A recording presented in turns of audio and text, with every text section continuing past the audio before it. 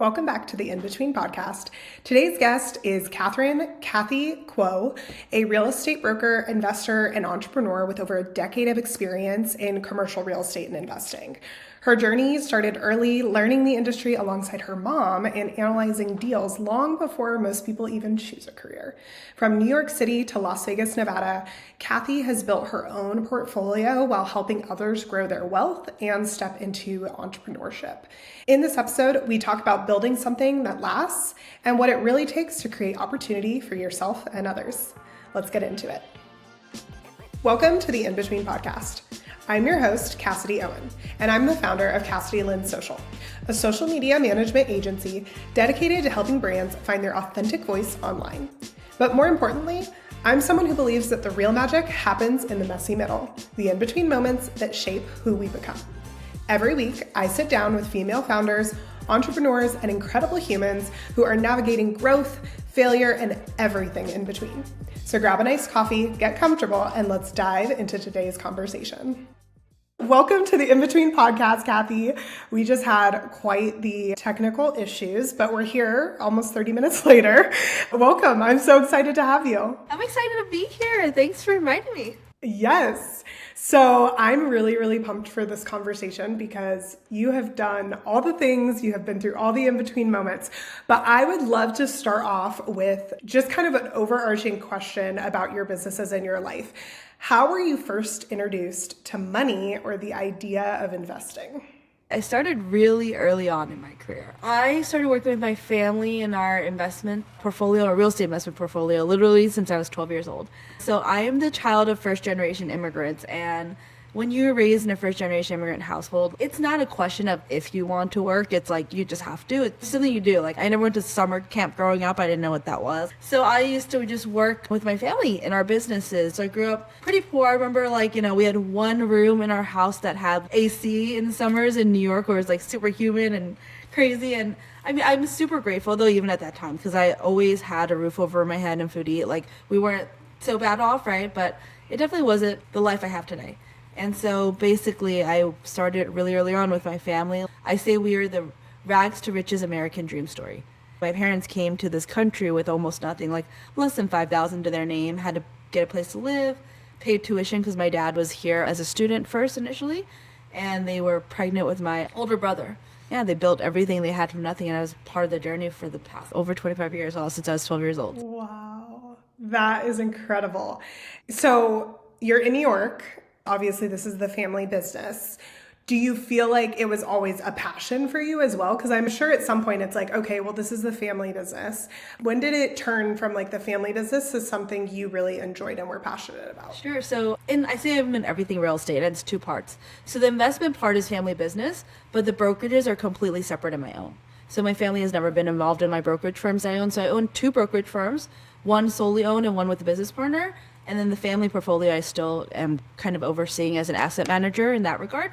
And so for the family side, I was like, is this really the path I would have chosen, right? I studied real estate in college. I was one of the few that actually studied where I went into with regard to my career in business. At the time, I think it was one of maybe 5 schools in the whole nation that had a real estate degree in a business school. I went to Baruch College, Ziklup School of Business in New York, and studied real estate development.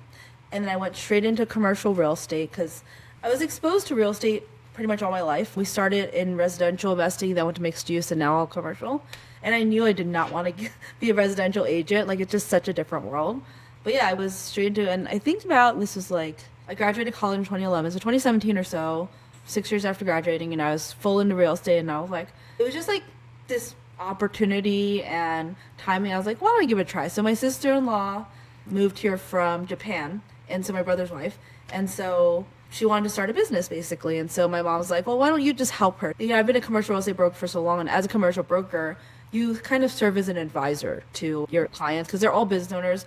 So yes, I help them find their space, but a lot of times I end up helping them navigate other things like insurance and where do you go for business licensing and what else do you need to know to start a business? Here's a good marketing person I know, right? And so I kind of end up being this project manager, quarterback of their new business. And so I knew a lot about entrepreneurship at that point already. I went there, I started that business in 2017. We sold it in 2022. But that experience taught me, I love real estate. I am so incredibly grateful to have this career, this foundation, this experience.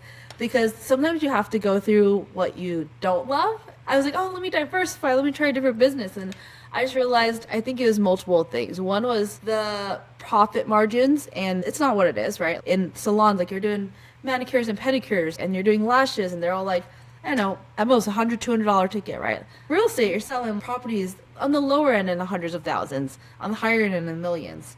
And we're getting usually 2 to 3% of that, sometimes a little less. I've done deals where it's like maybe 1.5, right? But that's rare. And so the numbers are just different, right? That's one from a business perspective. And then the other is really like, what's near and dear to my heart is making an income while making an impact. I realize the level of fulfillment I get from actually helping people.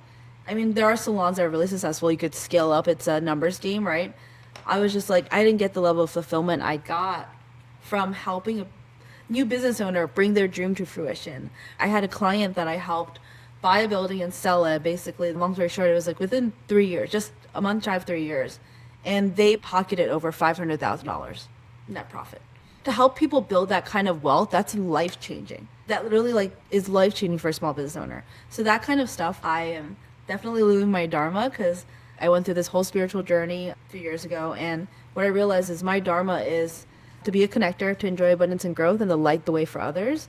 And mostly to help women, especially, build wealth and learn how to achieve financial freedom.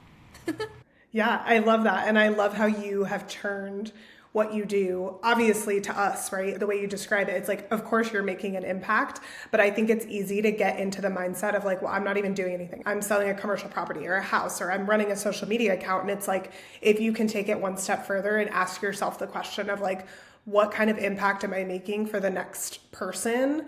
It just reframes everything. Oh, yeah. So one thing I say often to people in business, whether it's a client or a friend, I say, if you go into business to make money, you will attract problems. But if you go into business to solve problems, you will attract money. I love that. That is really good. So, as you just mentioned, you've had quite the in-between moment in trying to successfully get your real estate career ahead of what you were doing in the salon industry. What in-between moment would you say in your current state of your career has been maybe the most eye-opening or the most impactful? So I always say I learned my best lessons through failures and fuck ups. Bleep that out of you after. I love it. No, I love it. I did achieve a lot of success really young, but I also made a lot of sacrifices and learned a lot of things the hard way.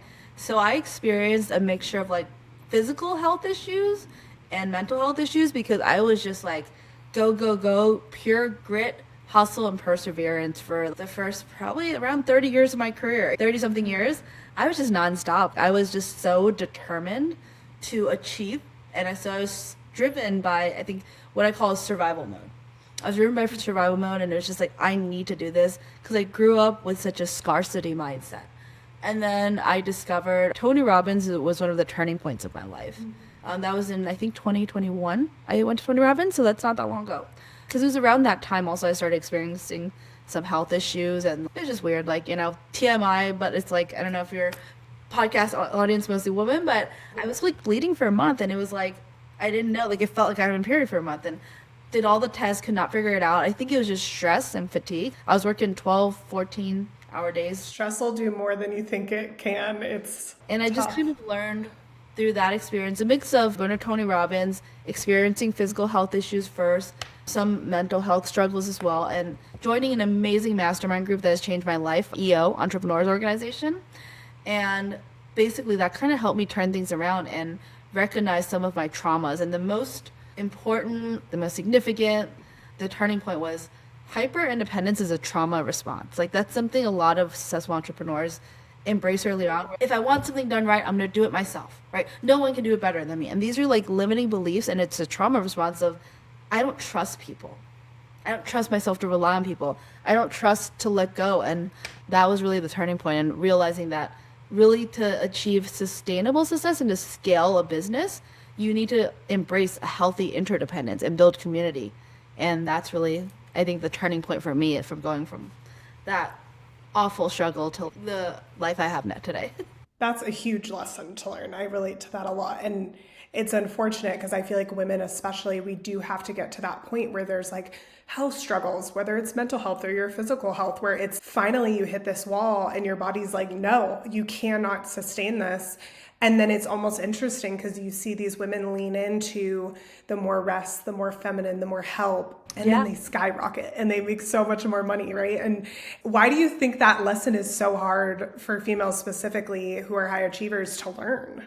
I agree with you. That's the life. I feel like I'm like living in flow state, finally embracing my feminine after decades of just living in my masculine and all this push. And I have a better quality of life and I make more money. And I'm like, why did I do this earlier? Why did I do this? No, seriously. I always get curious because, I mean, I'm trying to avoid getting into that myself. But I mean, by this point, I've almost interviewed 70 women and I would say at least 60 of them have been like, yeah, I crashed into a wall and suddenly I couldn't do anything and I had to ask for help. And then now I'm living my dream life. And you're like, okay, how can we teach the next generation to like avoid this? Because it is so important, but it's like you're mentioning, it's this trauma response, which is different for everybody, that we can and we need to do everything when we don't. Yeah. I mean, I think there's multiple layers to that, right? One of them is it's a privilege to invest in personal development and personal growth, right? If you are in survival mode, if you are struggling to have a roof over your head and food to eat and pay for the bare minimum necessities, then you're not going to have the headspace or the time or the energy to invest in doing that work, doing the self-work, going to personal development conferences, doing yoga, meditation, whatever, and sound healing and all the things, because you have to pay the bills and you have to survive. And so I think that's why I'm so passionate about what I do, because yes, money can't buy happiness, but money gives you the foundation and the freedom to pursue whatever makes you happy, right? To pursue happiness, to pursue healing. Because I said, don't hate the player, hate the game, right? You can't do things sometimes, a lot of things, without money. I have many highly successful women entrepreneur friends, like Rhiannon, who I met through you, and how I met you. And a lot of them, they invest so much, but this is not cheap. Investing in sound healing, investing in trauma healing, investing in energy work, investing in functional medicine, peptides, biohacking, physiological and spiritual. I go to meditation and manifestation retreats. I went to one in February, I just picked up and went, but not everyone could be like, hey, I'm going to pay for a flight to Mexico, pay for this retreat, take 5 days off work, and do this to heal my mind, body, and spirit, right? And so I think the foundation is you have to go through that. It's kind of like that you can't run before you walk kind of concept. So I don't really know how you can skip the steps, and sometimes it's totally necessary. I think it also is a little bit of, like you mentioned, the different versions of it, in the sense that, like, of course, when you first start a business, you do have to be the person that is answering the calls at 1 a.m., right? Like, you don't get the pleasure of like, hey, have my assistant do it. We're in the age of AI, so I don't want to leave that out. But I think there are smaller things that you can do, like, okay, I'm going to eat lunch today. Like, that is a way to really focus on fueling your body. As an entrepreneur, it's really easy. I do it, sit on my computer and avoid any food because it wastes time. And it's like having that mindset, right? Of like, no, I'm going to eat lunch. I'm going to drink water. I'm going to go to the gym. Those have similar mental health results to a sound bath healing. It's a different level, right? And you can still have the ability to take care of your body without spending a lot of money. And then when you get to that point, hell yeah, do it. I think you should. But I think it's having those foundational pieces of like taking out the toxic culture of hustle, hustle, hustle, never take care of yourself, and having the hustle because it's important, we need it, but also at the same time having those boundaries of like, how am I going to take care and pour into myself? Yeah. I resonate with that so much because I was the same way. I'd be like, I don't have time to eat. I have to finish this. I have to send an email. I have to review this lease. I have to review this contract. I have to send this out, right? So one thing I've learned through my own journey is exactly what you're saying. And I say, there's no such thing as work-life balance if you're an entrepreneur. What you have to figure out is work-life integration. And so exactly what you're saying, how did I figure out work-life integration? So to force myself to eat, I would schedule lunch meetings or coffee meetings. So with people that I had to meet anyway, like referral partners, vendors, my team. And so every kind of like in-person meeting would be lunch or breakfast or dinner. And so that's where I'd be like, we're either doing a virtual meeting or we're going to go eat, because otherwise I'm not going to eat. That's what I realized. So that's one of the ways I hack that. And then there's various ways. So I got into habit stacking, atomic habits, right? Every single day I don't hit snooze, because I learned at a mastermind I went to that if you hit snooze first thing in the morning, you actually train your brain to like basically procrastinate, because that's what you're doing. So you train your brain to get into this habit of procrastination. I never hit snooze. I haven't done it since last May when I went to that mastermind. So it's been almost the whole year that I have not hit snooze. So what I do instead is I turn off my alarm and then I turn on a 25-minute guided meditation. And I listen to the same guided meditation every single morning. It's a Louise Hay one, and I swear it's changed my life in like the best ways. Right after that, I changed it, right? I go to Pilates or yoga, usually reformer Pilates. And so the first like basically 2 hours of my day, I'm not checking my phone. I'm not checking emails. That's me. That's my me time. And I start with the mind, body, spirit and just set that foundation. And that's changed my life in so many crazy ways in like the best way possible. Was it hard for you to make that transition? Were you always someone who didn't check your email, or was it hard to be like, I'm not going to check it? So I used to be that person who would like wake up, check my texts, check my emails, check my social media, check everything. And like, it just puts your brain and your nervous system in fight or flight mode and like out of whack from the get-go. And so that's why it's like I stopped all that. I actually am like the worst with email now. If I know you're going to email me, I'll search for your email. But otherwise, I tell everyone, I'm like, I don't really check my emails. I'll search for your email if you tell me you emailed me, but I'm not like checking it regularly anymore. Like, I'm just like, if anyone who needs to reach me has my phone number. Yeah, so I'm like, call me, text me. I'm pretty good with that, but I'm like, with all the spam and all the stuff, I'm like, I don't want to waste my headspace on that. So I have to know, which Louise Hay meditation is it? it's like this one on YouTube, actually. The title is Start Your Day Right with Louise Hay's Uplifting Morning Meditation. How you should start your day is like the Love it. We'll have to link that. Yeah, it's got like 10 million views and it's been on for 11 years. And I listen to it literally every morning. I started this last June. So it's been like, what, 10 months now that I've done every single morning. Like, no matter what, it's like just No matter what. part of my routine now. I love it. I love it. It's so important. You have to spend that time to yourself. And I feel like the morning is the perfect time because otherwise you're going to find an excuse. Once your day gets going, once you open that email, once you start the meetings, it's like your brain is going to find an excuse. And obviously, I'm sure you have night routines as well, but I just feel like it's less of an excuse in the morning if you're like, nope, and I paid for this class and I'm going to go do it. Exactly. Yeah. So that's one of the ways to like, so exactly what you're saying, twofold, right? One is the mastermind group I'm a part of, EO. I met one of the members. He's like just so kind, like, and just willing to share. And I had heard through other members, they're like, oh yeah, he scaled his business from 4 million revenue to 40 million revenue. I was like, I want to learn how to do that. You know, I have no shame. I was like, hey, I heard this about you. Would you like grab lunch with me so I can just like hear your whole story and experience and learn from you? And it's when he made me do this wheel of life exercise, and basically it helped me come to the realization that like my business and my finances were like basically so high up, and it's like this whole wheel, you rate every component of your life, and like health, family, community, friends, mental health, all the things were like, ugh, like everything was awful. And he's like, can a wheel move forward if it's like flat on like, I was like, no.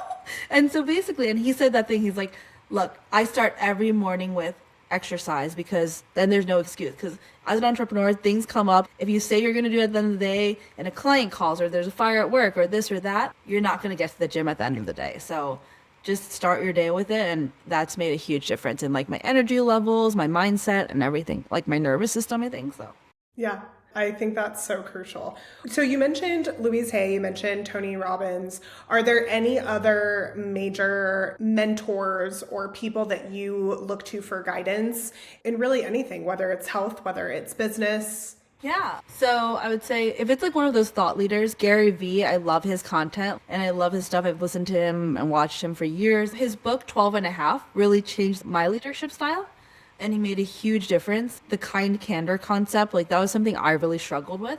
And so when I was first building my team in business, I would be that person who'd be like, oh my God, they made a mistake. Let me go in and fix it for them, and thinking I was helping.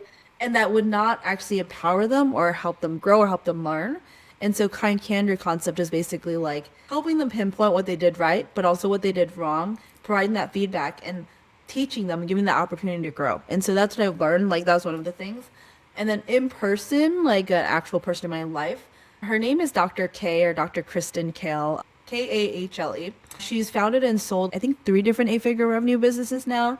I met her through EO. Actually, she used to host mastermind retreats for the women of EO that have 7-figure revenue businesses and want to scale to 8, 9, whatever figures. She's changed my life in the way I view business, because I used to think I have to do everything myself, and she really helped me overcome those limiting beliefs of like, do you really have to? And what's your zone of genius, and what do you actually enjoy, and what should you focus on? And if you just focus on that whatever 20%, it'll be exponential, the impact, versus you trying to do everything and then just partner, collaborate. I think that's the beginning of my mindset shift from that hyper independence into that healthy interdependence, was really learning from her and how she scaled businesses and really treating people right? It's this mutually beneficial relationship where there's like synergy, and it's like, I don't know, like a symbiotic kind of thing or whatever, where it's beneficial to them, it's beneficial to me. It's not like you're using anyone, right? I think that's the limiting belief I had too. Like, I don't want to take advantage of people. I don't want to use people. But like, it's really the opposite. You're actually helping, empowering, and uplifting people. And if you shift that mindset and shift your perspective and shift your goals and the way you lead, you realize that. For instance, like my team, like my commercial team, right? Like my team handles most of the client work now, probably 80% of it, and I'm only involved in 20%. But these are new agents that started from zero. They're so grateful because they would not have one client if not for me. And I give them probably 5, 10, 15, 20 clients. That's where it's like mutually beneficial, because people are coming to me because of my reputation, because of my experience, because of my track record, and basically of knowing me, right? And so they wouldn't be able to get this client because they don't have the credibility, the experience, the track record. And I wouldn't have the bandwidth to help all these people if I didn't have their support. And so it's a win-win in that regard. I love that. I love how curious and open you are to ask questions. You can really tell from at least this past 20-minute conversation that you're not afraid of failure, but you're also not afraid to ask. I could imagine being so nervous to, and obviously he was your friend, but to ask this guy, hey, can I just buy you lunch? Like, I just want to know your story, right? And I think that's what gives you a competitive edge, because it's like 90% of people won't ask and then they'll never know. But you're the 1% that's like 10% that you're going to go and ask the question and lean in and like, hey, whatever you're willing to give me, I'll take. Yeah. So one of the things I learned earlier on in life, I say closed mouths don't get fed. I don't know why or how I built this skill, to be honest. And I say there's no such thing as a natural. Naturals have just done the thing in a natural amount of times. But I started this in college. And I didn't realize there's a term for it, but it's called rejection therapy. It's like viral on social media now, right? And I started this in college. So in college, when I was studying real estate at Baruch College, my mentors were the CFO of Vornado, a publicly traded REIT, and one of the biggest landlords in New York at the time, and the chief investment strategist at Invesco, one of the first women on Wall Street in a C-level position, and one of the executive at Tishman Speyer, which is the group that owns like the Rockefeller Ice Rink, that Rockefeller building over there. And so people are like, how did you get these amazing mentors in college? I was like, they came to speak at my school and I ran up to them and I was like, hi. I was like, I'm a student here and I'm studying business, real estate, whatever. I don't even know what I said. And I was like, can I take you out to lunch? Like, it was literally that simple. Like, I didn't elaborate. I was just like, hi, like, what's the worst they're going to say? No. And so I think I just learned that earlier on. So I built this muscle of like, and they're like, how'd you get such amazing mentors throughout your life? I was like, I just asked them. There's so much power in the ask, because here's the thing is like the worst they can say is no, and you move on to the next one. And that's the same with clients. And I'm sure you resonate to this in building the early years of building your real estate. I run a social media marketing company. And when I first started, I would message people and I'd be like, hey, are you interested in social? Here's 2 ways it's going to go. They're interested or they're not. And I already knew the outcome, right? People are so scared of the outcome. But if you already know, hey, they might say no. Okay, you've already lived it. And so I just had to say that to you because I think it's so powerful that now you're in a place where I'm sure your agents are looking to you as a mentor, right? And you're able to lean into them and be like, hey, ask more questions, be more curious. 2 of my top team members did what I did to me. So they were just like, hey, can I buy you coffee? Can I meet you? Like, you know, I follow you on social media. I saw your Instagram and I'd really love to connect with you and learn from you. And then they ended up working with me now, you know, for one of them for many years. And it's like, it's crazy. So you mentioned the impact of community, which is kind of what we're talking about right now. And you mentioned your mastermind, of course. How do you believe that the power of community has changed your business? Oh my God, it is like the foundation of it. Nowadays, like I introduce myself more as a community builder and entrepreneur. Because I think that's such a foundation and core part of who I am and what I do and what I believe in. It's kind of interesting because I went from this shift of like hyper independence for earlier on in my life to this, I'm like the community builder leader of so many different groups now because I've just seen the value. So actually it's a key component of mental health as well. And people don't realize that. And I kind of had to, I think, live and learn, again, failures and fuck ups. When I isolated because I was so busy at one point, that was part of when I like experienced some depression, anxiety, and I never, like, I'm usually a very joyful, happy is my baseline. Like, that's how I am. And it was just like weird. And I realized it's because I was like just isolated. I was so focused on working in the business and in the trenches. I was not connecting with people. I didn't have the support system. And there's a great book that's very popular in business, right? Who, Not How. Most of our problems in business and life, there's probably a who that can figure it out, like, ensuring that, like, instead of taking like 10 years, right? So Tony Robbins has a saying, he says, condensing decades into days. I lived that for 3 decades, and I share my story now for that reason. I'm like, you don't have to struggle for 3 decades like I did. Like, I have friends and that are maybe 10 years younger than me, and I tell them, I was like, when I was your age I did this, don't do what I did. Like, you don't have to struggle for 3 decades. You can figure out ways to collaborate, connect, and really community is the key of that. So one of the communities I have that I started 5 years ago now is female founders. So I have a local community of women founders in Las Vegas. I host events for them every month, and I say my mission in life is to help create 1 million self-made women millionaires. It just cultivates so much collaboration. It helps you with your like mental health and like just makes you happier and you feel more supported. And one connection or conversation can literally change the trajectory of your life. As an entrepreneur, you know that. Like, it's like there's been so many of these like butterfly effect moments where I'm like, if I hadn't met this person, then this wouldn't have happened, then this wouldn't have happened. And it was like this whole chain of events. And community is really what cultivates those opportunities and creates those opportunities, right? Luck is just when opportunity meets preparation. Yeah. Well, first, I need to join your group because Yes. I'm so excited about it. Oh my God, yes. And 2, I love everything that you just said, and I think it's so true. And I personally can really resonate with what you're saying about like being in the trenches and working in versus out, because that has been me. I've had my business for almost 5 years, and now I'm just starting to have these like realizations of like, oh my gosh, no, I need to get out of this. I hired someone for this, I hired someone for that, but like, you have to lift your head up, and it can be so hard in business. But I find, and I think you'd agree, community makes that so much better, because now I'm sitting here listening to your story, who you have years on me, but you're saying, hey, I was in the same boat, but here's where you can be now, right? And if you don't have those visuals of someone who's actually done it, it feels so much harder because you feel alone. Yeah, you feel so alone. And so Rhiannon and I are part of that EO group, and a stat that we talk about often is less than 2% of women-owned businesses ever hit $1 million in revenue. It's only at the top concept.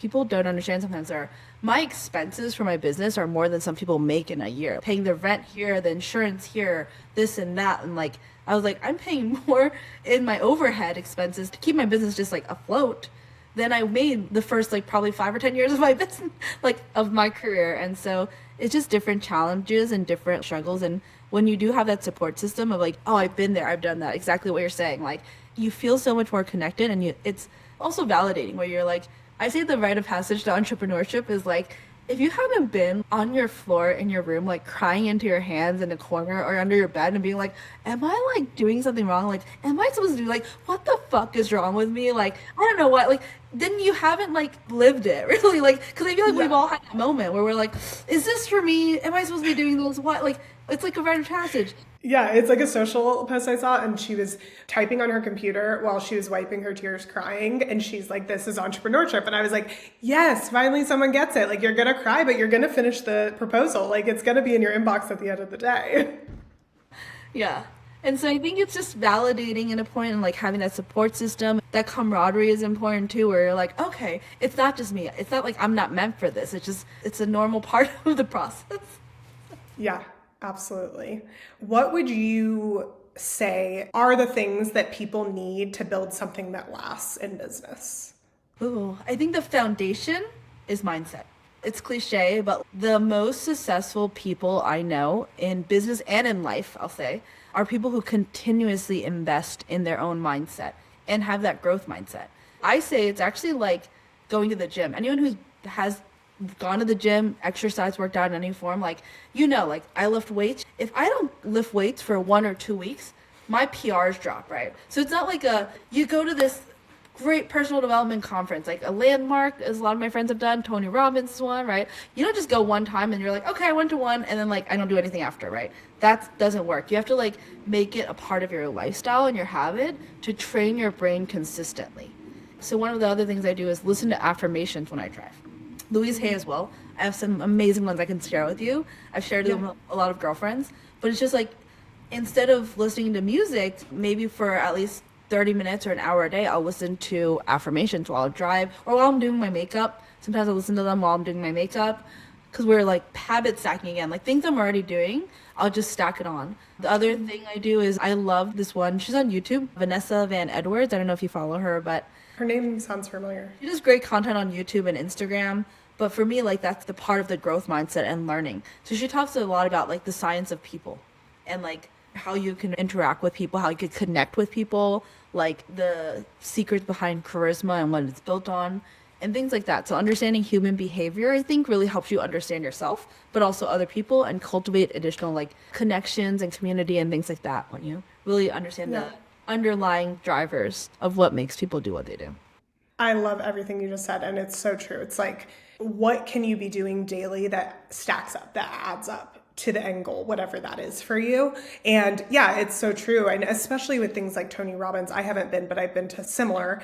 And it's like you come off with such a high and it's so great, but we have to be careful that we maintain it, right? Just like going to the gym, you have to keep going and keep working at it. And I love adding in those swaps. And that was something I was thinking about as you were talking, because a lot of times people might say, okay, social media is a negative place. And I always say, you built your social media, right? You are in charge of what you see on there. So if your social media is negative and full of news or just things you don't want to see, go like a couple cat videos, maybe find your favorite pop star. You can change it. And even if you don't do that stuff, I had started for a little bit, I was getting obsessed with like this pop culture podcast. I don't follow anyone pop culture. Suddenly my feed was all pop culture because our phones are listening to us, right? So in your consumption of it, that's a really great way to habit stack anyways. If you're going to scroll, which, okay, go ahead. How can you make that scroll super effortless in the sense of making sure it's people that you align with, that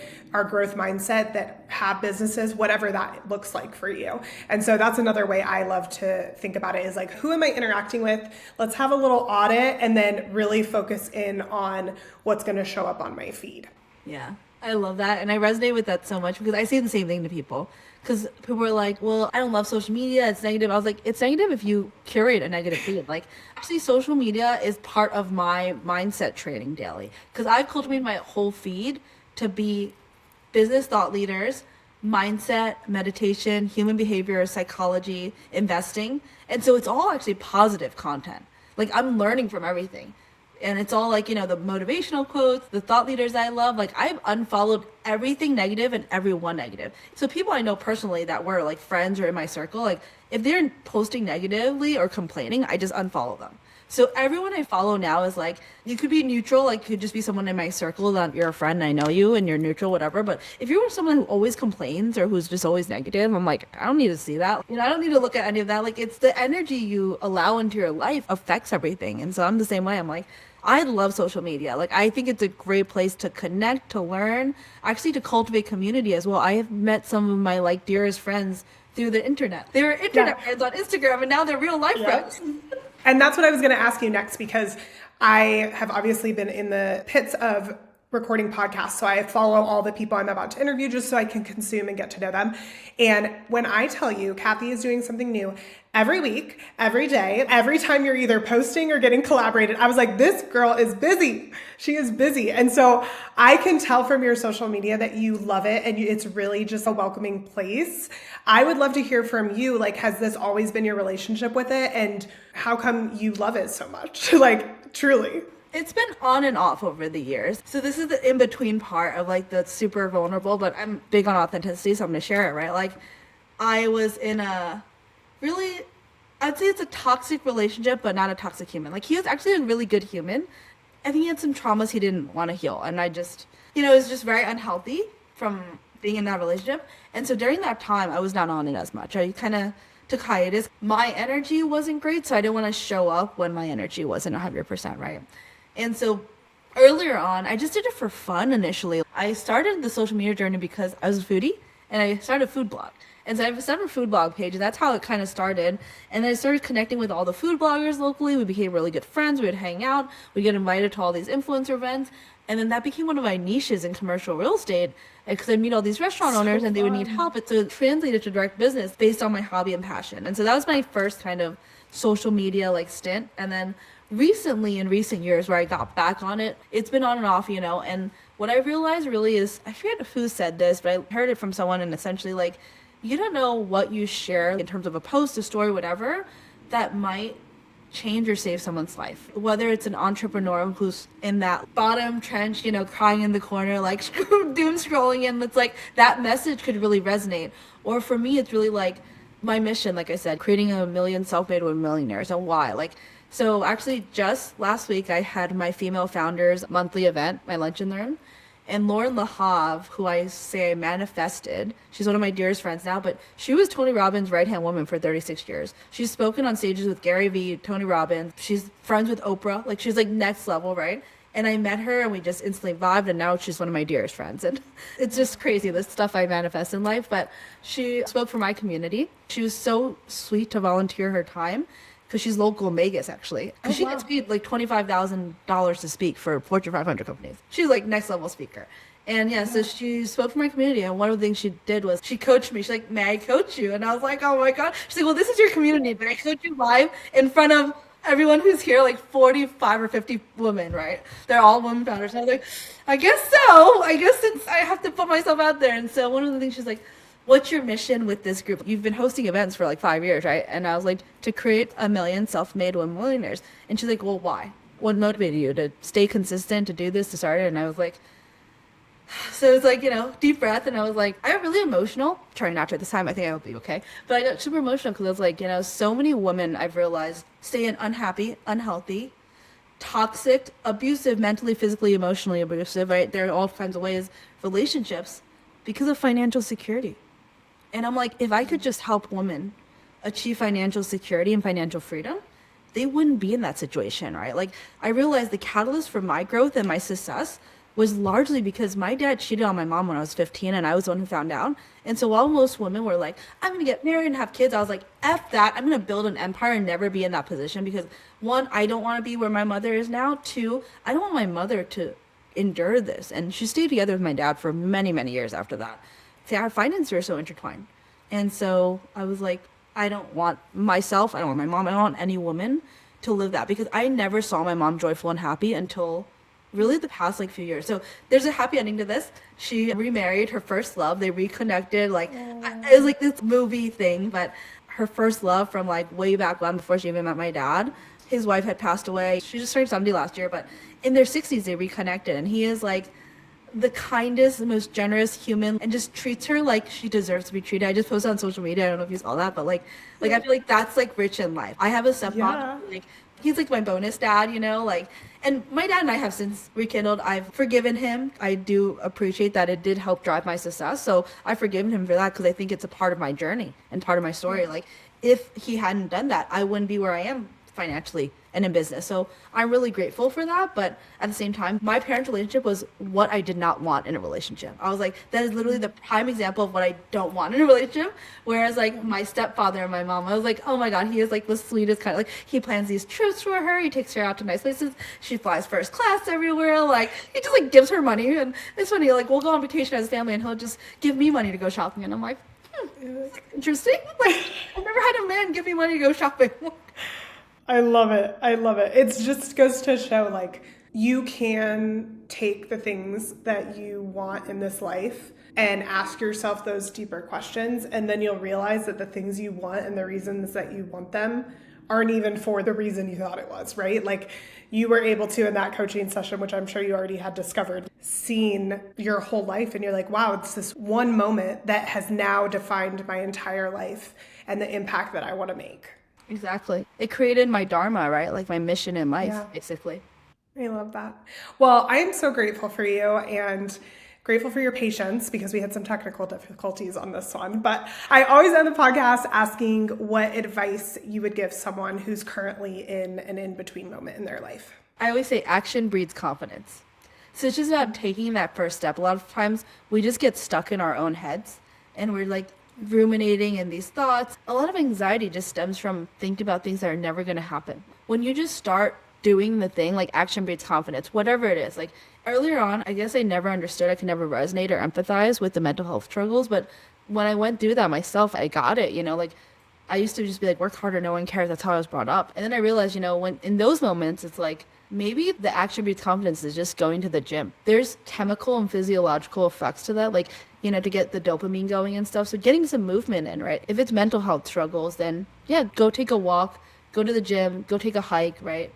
Or connect with people. Like you do have like that connection too. So like just doing something. Don't just lay in your bed. Don't just like sit in the corner. Like just do something. Take action. Action breeds confidence is ultimately what it is. Yeah, action doesn't need to be the biggest thing. If that's not where you're at today, it can be small too.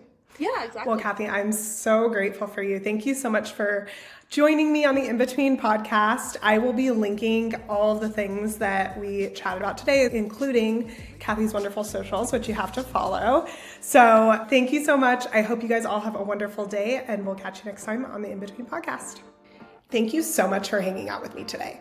I hope this conversation gave you exactly what you needed to hear, whether that's permission to slow down, motivation to keep going, or just a reminder that you're not alone in the in-between moments. Now, if you're a female founder or a value-driven brand looking to build meaningful connections on social media, I'd love to work with you. At Cassidy Lynn Social, we help brands express their authentic voice through strategy-driven social media management. Head to CassidyLynnSocial.com to learn more about how we can work together. And if you've loved this episode, please share it with someone who needs to hear it. Screenshot it and tag me on Instagram at Cassidy Lynn Social. And if you're going through your own in-between moment right now, keep showing up. The growth is happening even when you can't see it.